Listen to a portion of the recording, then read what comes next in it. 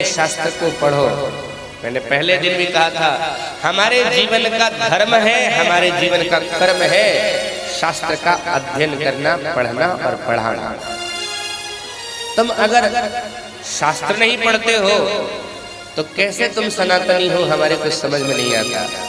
अरे इस्लाम की तो पहचान है और वो अपने पहचान के साथ रह रहा है। खालसा पंथ की पहचान है, वो पंच ककार के साथ चल रहे हैं, पांच का उनके जीवन में है। तुम्हारी पहचान क्या है? कैसे तुम्हें पहचाना जाएगा कि तुम सनातनी हो या मुसलमान हो? कैसे पहचाना जाएगा? मुसलमान तो पहचान में आ जाता है, मूछ नहीं है, दाढ़ी है तो समझ में आ गया कि मुसलमान। टोपी लगा लिया तो समझ में आ गया कि मुसलमान है। पैजामा जो पहनता है घुटना से ऊपर करके पहनता है तो समझ में आ गया, उसके सारे संस्कार अभी भी जीवित है, रह रहा है। चाहे कितना भी विकसित हो जावे, चाहे कितना भी पैसे वाला हो जावे साहब, वो नमाज पढ़ता है और अपने संस्कार के साथ रह रहा है। और तुम न तो तुम्हारे माथे पर चोटी रही, न तो तुम्हारे माथे पर तिलक रहा, न तुम्हारे शरीर पर जनेऊ रहा। तुम्हारी यही तो पहचान थी। कितने लोग हैं यहाँ पर, जबकि नवरात्रा चल रहा है, नवरात्रि का समय है, यानी धर्म कर्म का समय है, और यहाँ जितने लोग हैं सब धर्म से ही जुड़े हुए हैं, फिर भी देखो कितने के माथे पर तिलक दिख रहा हो। दो चार माथा दिख जाए तो दिख जाए। और माताएं भी कम नहीं है, विवाह होता है तो सिंदूर लगाया जाता था, अब तो सिंदूर भी ऐसे लगाती इतनी सूखी पता नहीं चले। अब वो बीच में ना, इस साइड में, समझ में नहीं आता। तुम इसे विकास कहते हो? अपने संस्कार को भुला करके, अपने संस्कृति को भुला करके। कभी सोचना, इन पहचान को बना करके रखने के लिए हमारे पूर्वजों ने कितने कष्ट झेले होंगे।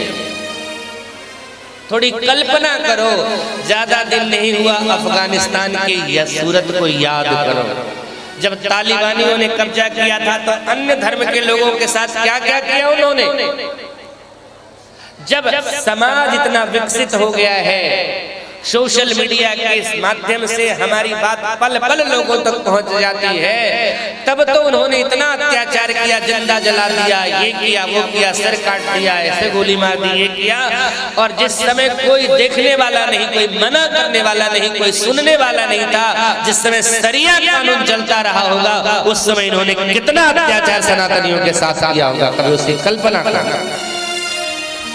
ये आज जितना हिंदुस्तान में, भारतवर्ष में या पाकिस्तान में जितने मुस्लिम हैं, मुसलमान अपने आप को कहलाते हैं, ये सब कन्वर्टेड है।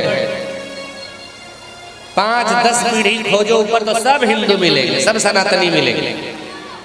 तो डर के मारे, लोभ के मारे उन्होंने अपना धर्म बदल लिया और बन गए इस्लामी। लेकिन हमारे पूर्वजों के उस त्याग को, उस कष्ट को याद करो कि हमारे पूर्वजों को कितना कष्ट दिया होगा, कितनी यातनाएं दी होगी, फिर भी हमारे पूर्वज नहीं बदले साहब, और तब आज हम सनातनी हैं। गुरु गोविंद सिंह के उन चारों पुत्रों के बारे में याद रखो। वो 2 छोटे छोटे बालक खौलते हुए तेल में जंजा डाल दिया, मुसलमान बन जाओ नहीं तो मार डालूंगा। लेकिन क्या संस्कार था गोविंद सिंह का, क्या संस्कार उन्होंने दिया था कि उन बच्चों ने कहा मर जाना स्वीकार है, लेकिन तुम्हारे धर्म को स्वीकार करना स्वीकार नहीं। और आज तुमको अगर 1 लाख रुपया दे देगा तो मजार पर पहुंच जाओगे। एक वो थे और एक तुम। न शरीर पर यज्ञोपवीत रहा, न माथे पर तिलक रहा, न माथे पर चोटी रही। तुम्हारी चोटी गायब हो गए, तुम्हारे तिलक गायब हो गए, तुम्हारी पहचान, और तुम्हारी पहचान उन्होंने गायब नहीं करी। जब उन्होंने गायब करना चाहा तो तुम्हारी पहचान तो गायब नहीं हुई। और अब जब तुम स्वतंत्र हो, जब कोई रोकने वाला नहीं है, तो अपने आप को तुम समाप्त कर रहे हो अपनी अज्ञानता के कारण। याद रखो। जो व्यक्ति इतिहास से सावधान नहीं होता है ना, इतिहास को देख करके सुन करके जो सबक नहीं लेता है ना, वो मिट जाता है, समाप्त हो जाता है। अपने धर्म पर तुम्हें गर्व नहीं है, अपने धर्म पर तुम्हें नाज नहीं है, अपने धर्म की जानकारी तुम्हें नहीं है, न शास्त्र पढ़ते हो, न सनातन की पहचान लेकर के चलते हो। कैसे तुम्हारा विकास होगा और कैसे तुम सनातनी हो? मैंने किसी से पूछा, एक व्यक्ति मिला मुझे, शरीर पर यज्ञोपवीत नहीं दिखा। मैंने पूछा यज्ञोपवीत नहीं मिला था क्या? जनेऊ नहीं पड़ा? बोले पढ़ ले हल सरकार। हमने कहा तो है नहीं। बोले खुटिया पर टांग लिए। हमने कहा पूरे परिवार रिश्तेदार सबको बुला करके तेरे घर वालों ने यज्ञोपवीत संस्कार करवाया, काहे ले खुटिया पर टांगे ले? बोले वो की करिए सरकार, महाराजा है बार बार। हमने कहा धिक्कार है तुम्हारे जीवन में। अरे जब तुम अपने शरीर पर पड़े हुए 3 धागे की सुरक्षा नहीं कर सकते हो, तो अपने परिवार और अपनी पत्नी की क्या सुरक्षा करोगे तुम? क्या अपेक्षा लगाएगी पत्नी तुम्हारी? क्या अपेक्षा लगाएगी परिवार वाले तुम्हारे? और क्या रिश्तेदार और समाज तुमसे अपेक्षा लगाएगा? वो वीर होते थे जिनकी कंधों पर देश की सुरक्षा की जिम्मेदारी होती थी, धर्म की सुरक्षा की जिम्मेदारी होती थी, और तुम्हारे कंधे पर दिया हुआ गया धर्म का प्रतीक जनेऊ, उसको भी तुम सुरक्षित नहीं रख पा रहे हो। चुल्लू भर पानी मिले तो डूब करके मर जाना। अगर अपने धर्म की सुरक्षा नहीं कर सकते, अपने धार्मिक प्रतीक के साथ नहीं चल सकते, तो सनातनी के माथे पर चंदन होना चाहिए। चोटी रखने के लिए कहा जाता है, तो बोले नहीं चोटी नहीं रखेंगे। और आजकल पता नहीं कौन सा डिजाइन बनाया है, मुर्गा छाप बाल कटवाने वाला, वो यहाँ से यहाँ तक एकदम मुर्गे दिखता है, जैसे मुर्गा होता है वैसे मुर्गा के जैसे दिखते हैं। और ये चोटी से ज्यादा बुरा है क्या? अच्छा है क्या? लेकिन इसको कहेंगे हाँ ये तो फैशन है सरकार। साहब मैं पुनः निवेदन करूं, संस्कारों को छोड़ करके, संस्कृति से अलग रह करके तुम अगर जी रहे हो तो मुर्दा हो। तुम धर्म को नहीं लेकर के चल रहे, धर्म के साथ नहीं जी रहे, अपने महापुरुषों को स्मरण नहीं कर रहे, अपने इष्ट देवता के सामने सिर तुम्हारा नहीं झुक रहा है।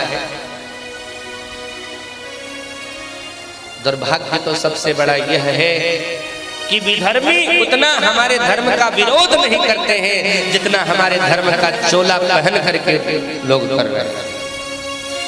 वामपंथी विचारधारा से ग्रसित होकर के जिन्होंने राम को काल्पनिक कहने में कोई देर नहीं करी, ऐसे लोगों ने हजारों वर्ष तक हमारे धर्म का उतना हानि नहीं कोई कर पाया जितना इन लोगों ने कर दिया। इसलिए सावधान, धर्म के साथ जियो, धर्म के प्रतीक के साथ जियो। अब तुम्हारे घर में, तुम्हारा घर हिंदू का घर है क्या, मुसलमान का घर है, सिख का घर है, ईसाई का घर है, कैसे पता चलेगा जी? वो तो हरा झंडा लगा लेते हैं, पता चल जाता है कि किसका घर है। तुम्हारे घर की क्या पहचान है? तुम अपने घर पर कभी स्वस्तिक लगाते हो? तुम अपने घर पर कभी स्वस्तिक चिन्ह बनाते हो? शुभ लाभ लिखते हो? हाँ, लिखते क्या हो? कुत्तों से सावधान, ये तुम्हारी पहचान है। याद करना अपने उन पूर्वजों की बलिदान को, कितने कष्ट सा। ये मुगल शासन 1, 2, 4, 5 साल का नहीं था, सैकड़ों साल रहा उनका शासन, और उन्होंने कितना अत्याचार हमारी बहन बेटियों के साथ किया होगा। घर से जो सुंदर दिखती थी उठवा ली जाती थी, और अनर्थ करने के बाद, अत्याचार करने के बाद निर्वस्त्र करके उसे बाजार में जैसे सब्जी बेची जाती है वैसे लड़कियां बेची जाती हैं। ये हुआ है तुम्हारे साथ और भूले हो। मैंने कहा ना, इतिहास से जो सबक नहीं लेता है उसको मिटने में देर नहीं लगती। अगर सचेत नहीं होगे तो वो फिर से लौट करके आएगा वो समय। तुम कहते हो ये सब पुरानी बात है महाराज जी, अब नहीं हो सकता है। कितना दिन हुआ? 90 में यहीं इसी भारत में कश्मीर में हुआ। कैसे कहते हो नहीं होगा? जब तुम्हें जिंदा चीर दिया गया लकड़ी समझ करके आरे की मशीन से, वो समय आता है अगर सचेत नहीं रहे तो। ये मत सोचना कि अच्छा कश्मीर में हो गया इधर नहीं। पहले कश्मीर के पंडित भी यही सोचते थे कि यहाँ कुछ नहीं हो सकता है, हुआ। इसलिए इतिहास से सबक लो और हमेशा सावधान रहो।